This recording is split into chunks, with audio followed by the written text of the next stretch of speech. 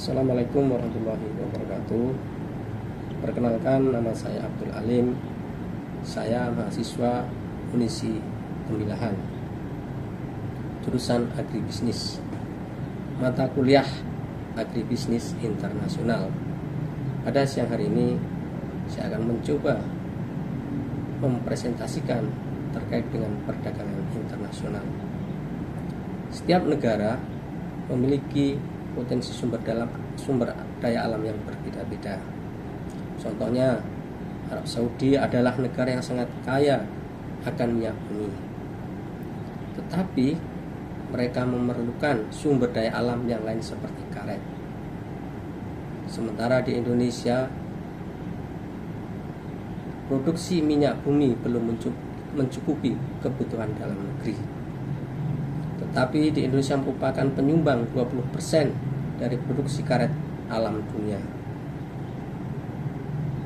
Perbedaan potensi sumber daya alam yang dimiliki Arab Saudi dan Indonesia menyebabkan terjadinya perdagangan internasional.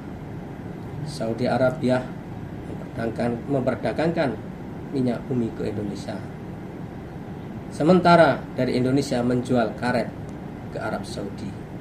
Terjadinya perdagangan internasional menimbulkan aktivitas yang dinamakan ekspor dan impor. Ekspor adalah aktivitas mengirim atau menjual barang ke negara lain. Pelaku ekspor disebut adalah eksportir. Sedangkan negara yang melakukan atau memasukkan dalam barang ke dalam negeri disebut impor. Sedangkan pelaku daripada negara itu disebut importir. Perdagangan internasional adalah proses pertukaran barang dan jasa antar dua negara atau lebih dengan tujuan mendapatkan keuntungan atau laba. Sekarang, faktor apa saja yang mendorong terjadinya perdagangan internasional? Faktor yang mendorong terjadinya perdagangan internasional pertama adalah perbedaan sumber daya alam yang dimiliki oleh setiap negara. Perbedaan potensi sumber daya alam masing-masing negara dipengaruhi oleh luas daerah, letak geografis, dan iklim. Yang kedua, perbedaan tingkat kualitas sumber daya manusia. Suatu negara yang kualitas sumber daya manusia tinggi akan menghasilkan barang dan jasa dengan mutu dan kualitas yang lebih baik. Selanjutnya, perbedaan pengetahuan dan teknologi. Negara yang menguasai ilmu pengetahuan dan teknologi akan mampu memproduksi barang dan jasa yang lebih banyak, bermutu dan efisien dibanding negara yang tidak menguasainya. Yang keempat, perbedaan budaya suatu bangsa. Perbedaan budaya suatu bangsa akan sangat mempengaruhi barang yang dihasilkan. Misalnya seni ukir dan seni batik. Seni ukir dan batik di Indonesia merupakan daya tarik tersendiri bagi negara lain untuk membeli barang tersebut. Demikian juga Cina menjadi daya tarik tersendiri bagi negara lain. Dan yang terakhir adalah perbedaan yang mempengaruhi perdagangan internasional. Contohnya perbedaan harga barang, perbedaan upah dan biaya produksi, serta perbedaan selera.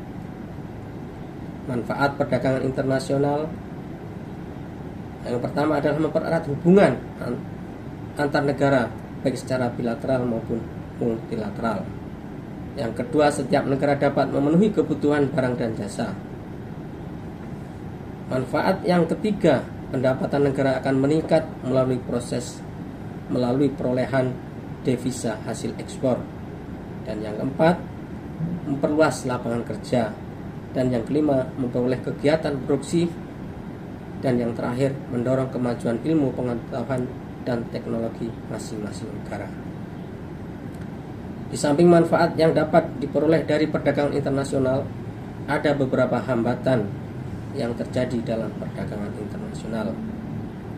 Hambatan perdagangan internasional yang pertama menyangkut barang luar negeri yang lebih murah dari hasil produksi dalam negeri. Mengapa harga barang luar negeri murah? Ada beberapa negara yang menganut politik dumping, yaitu kebijakan menjual barang di luar negeri lebih murah daripada dalam negeri, bertujuan untuk meningkatkan devisa negara. Hambatan perdagangan internasional yang kedua adalah biaya masuk yang tinggi. Hambatan yang ketiga yaitu proteksi. Proteksi adalah kebijakan untuk melindungi produk dalam negeri. Hambatan yang keempat yaitu adanya kuota. Kuota merupakan kebijakan untuk membatasi jumlah ekspor dan impor barang atau barang dari suatu negara. Hambatan perdagangan internasional yang lain contohnya pertentangan politik dan peperangan. Komoditas ekspor dan impor Indonesia memiliki peranan penting dalam kegiatan ekspor dan impor di ASEAN. Hal ini disebabkan Indonesia memiliki sumber daya alam yang melimpah. Di antaranya yaitu sumber daya alam yang berupa tambang batu bara dan minyak bumi. Berikut ini hasil ekspor dari sektor pertanian dan perkebunan.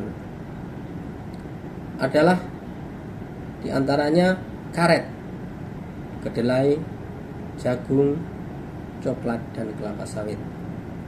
Ada juga dari hasil hutan, di antaranya adalah rotan, kayu, getah, dan damar. Berikutnya hasil ekspor dari sektor peternakan dan perikanan, di antaranya ada udang, ikan, daging, dan mutiara. Berikut ini merupakan hasil ekspor dari sektor kerajinan dan industri, di antaranya adalah kain batik, kain sintetis, dan juga semen. Berikutnya adalah hasil ekspor dari sektor pertambangan, yaitu minyak bumi, gas alam, dan emas, perak, dan batu bara. Selain barang-barang ekspor yang dikirim ke luar negeri, ada juga barang-barang impor yang dikirim dari luar negeri ke Indonesia, yaitu yang pertama barang impor olahan migas, di antaranya bensin, solar, dan kerosin. Kemudian yang kedua, barang impor industri seperti mesin industri, alat transportasi, dan juga alat komunikasi. Yang ketiga merupakan impor bahan baku, di antaranya suku cadang mesin, bahan industri dan kimia, serta sayuran dan juga buah-buahan. Yang keempat, impor jasa, di antaranya adalah ahli IT atau ilmu dan teknologi, ahli konstruksi, dokter, dan juga dosen. Nah, itulah komoditas yang diimpor baik berupa produk maupun jasa dari luar negeri. Karena kegiatan ini tentunya memberikan keuntungan bagi kedua belah pihak yang terlibat. Beberapa keuntungan diantaranya adalah mengembangkan pasar produk, dapat meningkatkan keuntungan, memperluas jangkauan pasar, meningkatkan skala produksi, menghindari persaingan lokal, menjalin kerjasama antar negara, mengatasi kekurangan suatu negara, dan menghindari monopoli produk. Ekspor dan impor tentu saja akan memberikan dampak yang positif untuk kedua negara yang terlibat di dalamnya. Tujuan ekspor dan impor tidak lain tentu untuk menguntungkan dan bisa saling menutupi kekurangan yang terjadi di suatu negara. Kegiatan ekspor juga berdampak positif bagi pertumbuhan ekonomi suatu negara.